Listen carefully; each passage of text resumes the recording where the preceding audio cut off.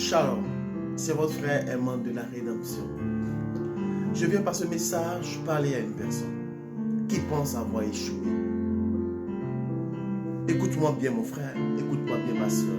L'échec est un état d'esprit dans lequel l'homme se trouve qui laisse à faire croire que l'objectif visé n'est point atteint, qui laisse à faire croire que le but recherché n'est point atteint. Mais laisse-moi te dire, le véritable échec, c'est de tout abandonner.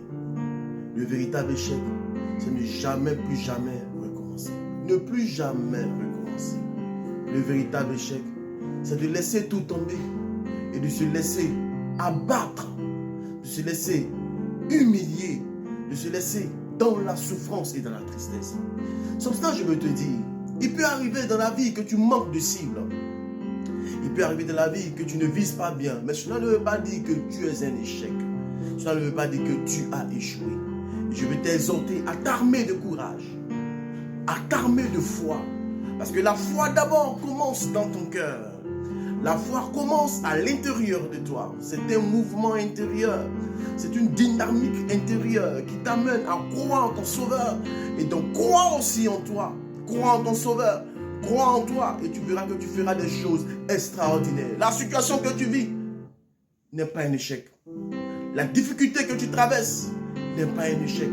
L'humiliation dans laquelle tu es n'est pas un échec. Le fait de recommencer des relations n'est pas un échec.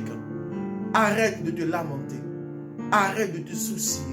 Parce que Dieu n'a pas encore fini de dire son dernier mot. Si Dieu n'a pas encore parlé, pourquoi tu veux mettre la conclusion? Pourquoi tu veux mettre le point à la place de Dieu?